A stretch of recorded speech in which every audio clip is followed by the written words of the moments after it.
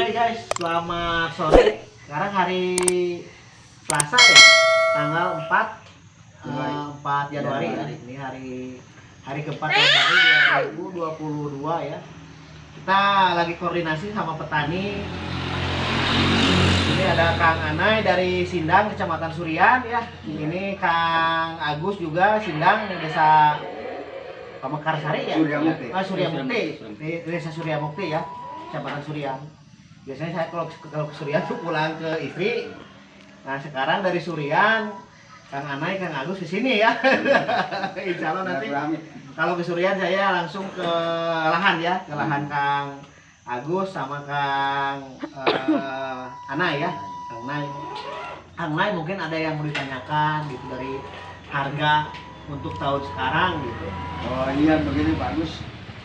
Kalau di daerah kami kan di daerah Suryamukti, walaupun memang satu hamparan masih Sumedang-Sumedang juga kan. Ya betul. Tapi mengenai soal pilih masih dibilang Orang ya.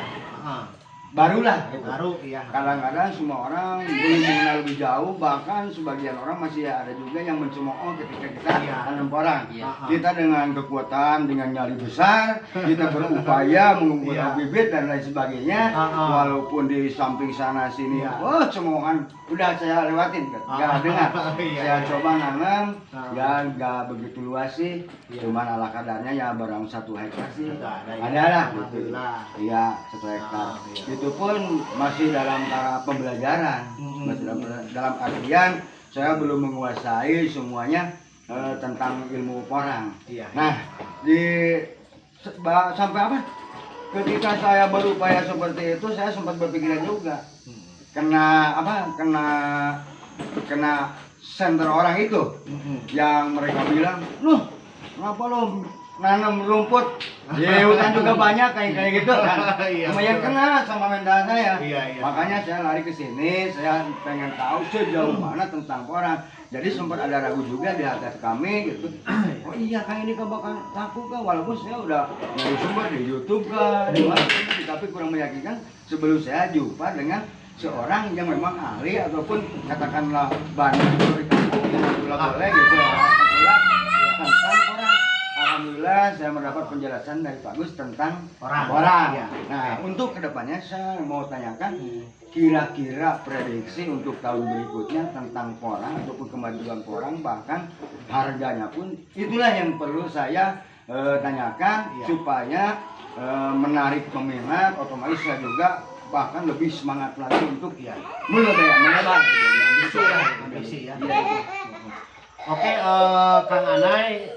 Jadi gini ya, kita berbicara porang, saya juga tetap sama-sama belajar ya. Kurang lebih dari mengenal porang itu dari 2018 ya boomingnya ya. Sekarang udah 2022, jalan 4 tahun ya porang. Kalau porang ya sekalipun banyak petani yang mencoba-coba, insya Allah pasti laku, pasar pasti banyak. Cuman di tahun 2022 ini kita memasuki masa transisi. Di mana banyak aturan-aturan baru di porang, kayak sekarang petani yang punya lahan porang itu harus registrasi kan. Itu juga kan satu apa ya, bukan dibikin ribet sih. Ya kalau dicoba ya nggak jadi masalah kalau emang bagus positif. Tapi tanpa registrasi juga biasanya pasti banyak lah. Sekarang tengkulak banyak, bandar banyak kan gitu. Yang cari barang juga ke lapangan belusukan pasti banyak. Untuk harga sendiri emang di tahun 2021 kemarin ya Kang Anai, Kang Agung, emang porang mengalami satu keanjlokan harga merosot dibanding tahun 2020 ya. Dimana tahun 2020 sebelumnya itu harga porang di musim panen, awal panen itu dari bulan 5 ya, bulan 5, 6, 7 tuh harga tuh merangkak naik terus. Dari mulai tingkat petani 8.000 naik 9.000, bulan 7 naik 10.000, bulan 9, 10 nyampe 16.000 itu ya sampai pabrik. Dan sekarang di tahun 2021 harga porang jatuh di pabrik di awal panen kemarin itu di harga 8.500. Di awal panen 8.500 malah di waktunya pas sudah dorman asli, udah nggak ada tanah, malah anjlok. Itu jatuh di angka 7.000 sampai 6.500 ya. Harga chipnya juga turun. ya kita diikutin iramanya aja ya Kang Agus, Kang Anai. Untuk saya pribadi sih ya, yang penting jangan beli bibit mahal aja, itu satu. Yang kedua, kalau kita beli bibit yang standar, jatuh harga pas panen di angka 5.000 sampai 6.000 juga udah cukup. Udah cukup ya, karena porang itu kan dari satu biji aja, satu butir porang itu kan ada yang nyampe 1 kilo, 3 kilo, ada juga yang sampai 9 kilo, 7 kilo ya. 7 kilo, 9 kilo sampai 15 kilo ada kan. Kalau kita diambil rata pas panen itu, ambil aja ratanya di 3 kilo ya, satu biji porang, satu butir 3 kilo. 1.000 butir udah 1.000 butir udah 3 ton mungkin ya. Kita kalkulasinya ke situ aja. Dan untuk prediksi harga porang di tahun 2022, bocoran dari eksportir ya, bocoran dari orang-orang pabrik, perkiraan saya itu jatuh di angka 7.500. 7.500, tingkat petani mungkin di angka 5.800 sampai 6.000. Gitu.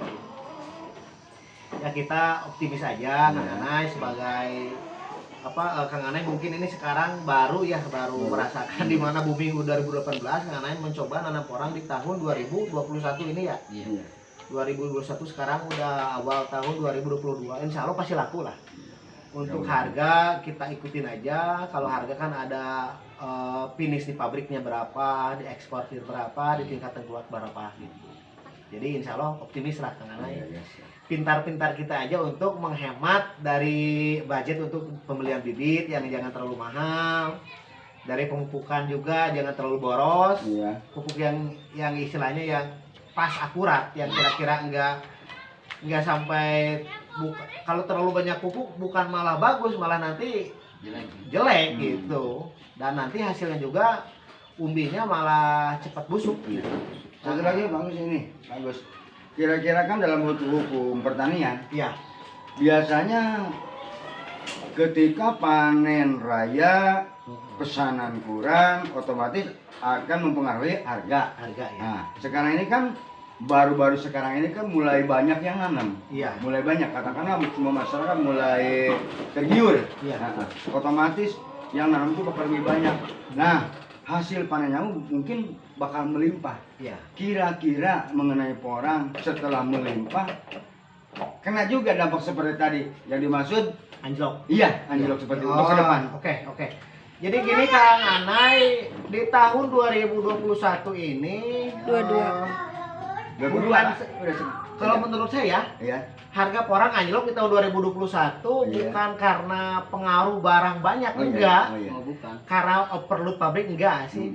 Ya mungkin banyak yang tidak saya ketahui, mungkin ya ini mah saya juga sama hidup di daerah, kalau udah tingkat ekspor itu kan udah bukan levelnya saya lagi.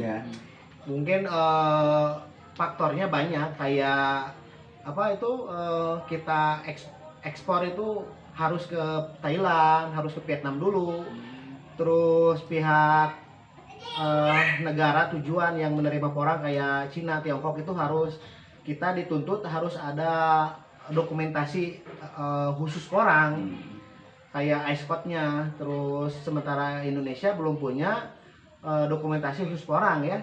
Masih dulu kan porang ngidupnya ke palawija. Nah sekarang kan Tiongkok minta khusus porang gitu, sedangkan Indonesia sendiri belum punya. Yang punya Thailand sama Vietnam. Jadi kita masuk ke Vietnam, kita masuk ke Thailand. Nah di Thailand dan di Vietnam kita kena cas lagi. Mungkin karena dampak corona juga mungkin gitu. Jadi harga anjlok porang di tahun 2021 bukan karena barang melimpah, enggak gitu. Jadi tidak berpengaruh. Barang banyak ya pabrik juga kan banyak.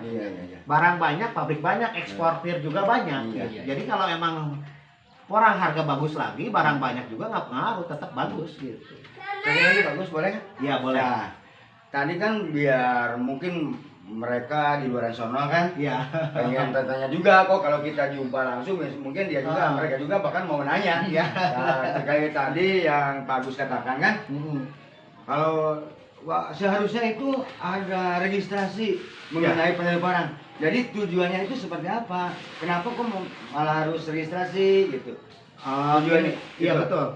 Untuk registrasi sendiri, hari ini tepat hari ini kami juga sama Pak Ali lagi udah di registrasi ya. Lahan kami total 5 hektar, termasuk lahan yang dikelola sama orang tua juga ya. Kita masukin 5 hektar di registrasi. Dan tujuannya ini juga lagi saya tanyakan itu buat apa? Ya menurut info di registrasi supaya lebih tertata, terus petani nantinya ke depannya punya harga yang standar.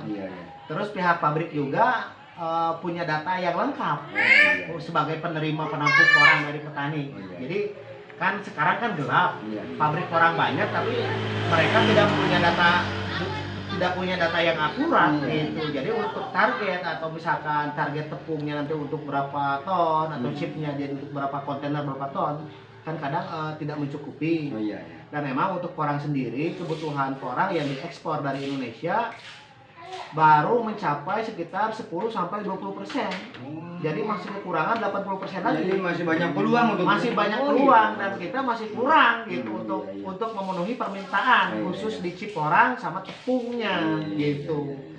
Jadi untuk tujuan registrasi itu ya menurut saya besar kemungkinan karena supaya pihak pabrik punya data yang lengkap, pemerintah punya pegangan, dan petani juga yang nanam porang nantinya lebih tersalurkan untuk dipasarkan gitu Kang Anai. Iya, terima kasih Pak Agus. Iya, terima kasih atas penjelasannya. Mungkin Kang Agus ada pertanyaan ini sama namanya. Ini Agus sama udah malah melintang ya. Udahlah. Cukup ya Kang Agus ya. Yang penting mah COVID-19-nya hilang aja. Amin ya, amin. Biar ekspornya jalan. Iya, betul. Iya. Ya, Pak Agus, saya mau pamit ya. Iya. Makasih atas penjelasannya. Kita sama-sama sukses ya. Maju ya, semangat gaspol. Ya gaspol semangat. Porang tetap laku lah. Mudah-mudahan harga di tahun 2022 ada perbaikan ya. Amin. Muluk-muluk jatuh di angka 8.000 aja udah Amin. syukuri ya gitu. Oke, sahabat, terima kasih. Assalamualaikum.